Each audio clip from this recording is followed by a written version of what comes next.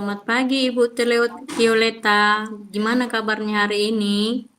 Selamat pagi Ibu Nova, kabar saya hari ini bahagia Bu, walaupun ada sedikit yang mengganjal dari hati dan pikiran saya Bu. Oh, kira-kira apa itu Ibu Violeta yang mengganjal di hati Ibu sekarang ini? Iya, begini Bu, setiap kali saya masuk sebenarnya pembelajaran itu sudah berjalan dengan baik ya Bu ya, sudah berjalan dengan baik. Tetapi Bu, ada beberapa siswa yang memang tidak begitu fokus, sehingga saya rasa ada kompetensi yang harus saya tingkatkan Bu di dalam pengelolaan kelas ini, sehingga anak-anak didik di kelas itu dapat lebih fokus Bu. Jadi apa yang bisa saya bantu Bu Violeta? Eh, saya ingin bercerita kepada Ibu dulu supaya jangan ada mengganjal di hati saya. Saya ingin menceritakan situasi kelas saya itu seperti apa. Mudah-mudahan dengan saya bercerita, saya juga bisa mengambil apa yang akan saya lakukan di kelas itu nanti seperti Ibu itu Bu. Apa yang akan saya lakukan yang Ibu bisa berikan juga masukan bagi saya. Oh, bagus sekali berarti ya Bu ya. Ibu berarti ingin meningkatkan kompetensi Ibu dalam mengelola kelas. Ya kan Bu ya? Iya Oh, Bu. jadi apa tujuan Anda untuk dalam meningkatkan kompetensi tersebut, Bu? Tujuan saya Bu yang pertama memang mengkondusifkan kelas ya Bu ya, mengkondusifkan kelas tersebut supaya kelas tersebut menjadi kelas yang menyenangkan.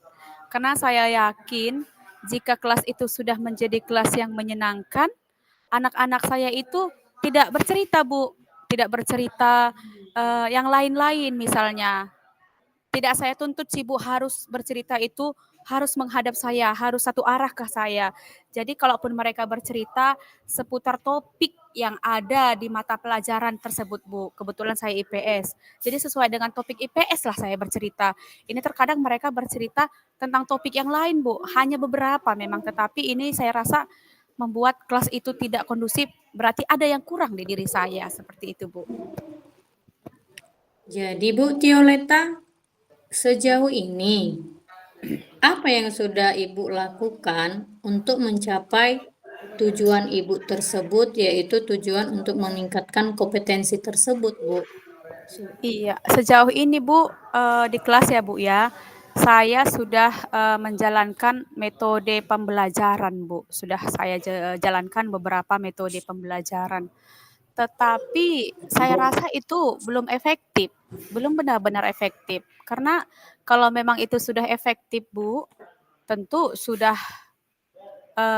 apa ya, sudah kondusiflah kelas itu, tidak ada lagi yang, ngawur ngidul ceritanya, begitu Bu.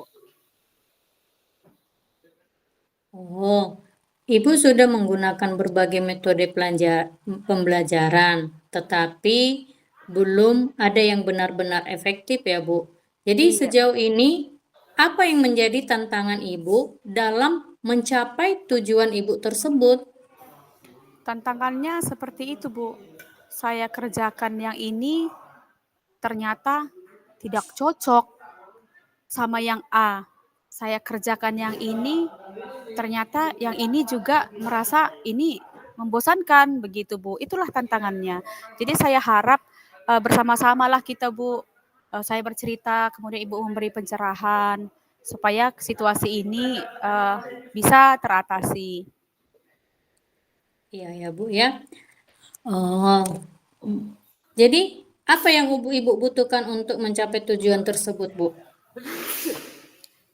Saya sangat membutuhkan Bu dari Ibu, siapa tahu Ibu punya strategi untuk mengendalikan siswa yang suka berbicara-berbicara tersebut saat pelajaran Bu. Apa strategi Ibu? Misalnya kan kita berbagi ya Bu ya, di kelas Ya. strategi Ibu seperti apa di kelas sehingga pembelajaran di kelas Ibu kondusif, cara-cara seperti apa yang Ibu buat, siapa tahu kalau saya jalankan Bu, itu bisa juga berjalan yang baik di kelas saya. Oh, itu jadi masalahnya, Bu.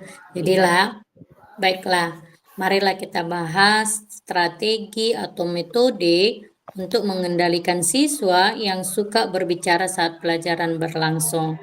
Kalau saya, Bu ya, saran saya sih yang pertama-tama kita perlu memahami penyebab siswa itu mengapa suka berbicara saat pelajaran berlangsung.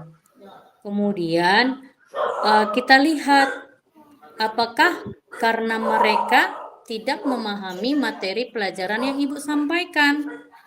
Itu Bu yang kedua. Kemudian yang ketiga, apakah peserta didik kita itu bosan pelajaran atau cara penyampaian materi kita, Bu, kepada siswa. Nah, itu dia. Kemudian atau banyak juga siswa ini, Bu, ya, terkadang mereka itu ingin menarik perhatian kita supaya anak-anak itu lebih diperhatikan, itu, Bu. Nah, itu dulu kita lihat, Bu. Saya pikir ya Bu ya, kemungkinan besar mereka Bu bosan karena memang tidak memahami materi pembelajaran. Karena kalau di IPS itu kan Bu belajar tentang sejarah. Kita mengajarkan kepada mereka tentang sesuatu yang memang mereka tidak bisa bayangkan. Contohnya Bu, masa prasejarah, kemudian masa penjajahan Belanda, masa penjajahan Jepang, kemudian masa revolusi yang memang Bu notabene saya sering hanya menyuruh mereka membaca teks, kemudian saya menceritakannya Bu. Mungkin karena itu ya Bu ya, mereka merasa bosan. Jika demikian, Bu, kalau mereka memang bosan pada pelajaran Ibu, ya, jadi kita perlu sebagai guru itu, Bu, kita jangan lagi menggunakan metode pembelajaran yang berpusat pada guru, Bu. Jadi, sebaiknya kita itu, Bu, menggunakan metode pembelajaran yang berpusat pada peserta didik kita, seperti yang sudah kita Pak Ki Hajar Dewantara mengatakan, kita itu harus pembelajaran itu harus berpusat kepada siswa. Kemudian saran saya sih kita harus perlu memberikan materi itu lebih rinci lagi, Bu. Kalau dia untuk pelajaran peta, kan siswa itu bisa kita kelompokkan kan, Bu. Yang pertama bisa kelompok siswa visual, audiovisual, kinestetik, ya kan, Bu, kan? Kemudian bisa juga kita itu, Bu, metode pembelajaran Ibu ya, menggunakan metode pembelajaran yang lebih bervariasi supaya peserta didik kita itu di kelas tidak membosankan, Bu. Nah, itu dia. Itulah saran saya. Nah, Iya ya Bu ya, menarik sekali yang sudah Ibu bilang. Jadi saya terbuka hati dan pikiran saya ini Bu. Saya akan mencoba beberapa metode pembelajaran yang baru Ibu sebutkan ya, karena terkadang kita memaksakan anak itu sesuai dengan yang kita mau. kita Padahal, mau, iya. iya, padahal kata sesuai dengan filosofi Pak Dewantara, mereka itu harus sesuai dengan kodrat zaman, ya Bu ya. Iya, Iya. betul sekali, Bu. Harus sesuai dengan kodrat zaman. Mungkin selama ini yang saya jalankan itu Bu sesuai dengan kodrat saya Bu. Saya mau apa, mereka mau apa, tidak pernah nyambung begitu Bu ya. Ya, baiklah Bu. Saya akan berusaha mencobanya Bu supaya bisa lebih eh, fokus lagi mereka Bu. Nah, jadi ada lagi saran saya, Bu. Selain itu, yang sudah kita bahas itu, coba kita memberikan penguatan positif kepada siswa kita yang tidak berbicara. Nah, itu dia. Kemudian, kita juga bisa memberikan penguatan positif juga kepada siswa yang diam dan mendengarkan pelajaran kita. Memberikan penguatan positif untuk peserta didik kita, Bu. Iya Bu, terima kasih banyak Bu. Saya sudah memiliki gambaran. Saya sudah memiliki gambaran eh, yang akan saya eh, jalankan Bu. Yang akan saya jalankan sesuai dengan strategi yang sudah kita bicarakan tadi, Bu. Saya sudah memiliki gambaran, mudah-mudahan kita berharap berhasil ya, Bu ya. Terima kasih Ibu atas masukannya. Baiklah Ibu Teoleta, untuk saya rasa untuk hari ini mudah-mudahan dari permasalahan yang Ibu hadapi, dari perbincangan kita hari ini bisa ada solusi yang Ibu dapatkan. Dan silahkanlah Ibu Teoleta mengimplementasikannya di dalam proses pembelajarannya nantinya. Dan saya harap, saya tunggu hasilnya nanti ya Bu Teoleta. Iya Bu, terima kasih Bu. Terima kasih Ibu Teoleta, sama-sama. Selamat pagi. Selamat pagi Ibu. Jadi langsung kita ke refleksi.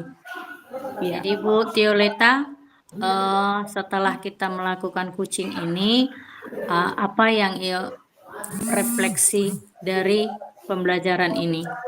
Iya, refleksi yang bisa saya ambil dari pelajaran ini adalah bahwa berbagi dengan teman sejawat itu Bu sungguh sangat menyenangkan karena kita sudah bisa mengetahui apa solusi dari permasalahan kita, kita bisa membuka diri terhadap masukan-masukan dari teman sejawat maupun dari atasan kita Bu, sehingga untuk perbaikan ke depan kita selalu memiliki jalan keluar. Jadi tidak buntu Bu, tidak buntu di jalan yang sama, seperti itu Bu. Saya memiliki jalan keluar, kalau muridnya seperti ini, kemudian saya berbagi, oh ini jalan keluarnya. Kalau ditemukan kendala seperti ini jalan keluarnya. Seperti itulah Bu refleksinya, sungguh sangat menyenangkanlah coaching kita hari ini Bu.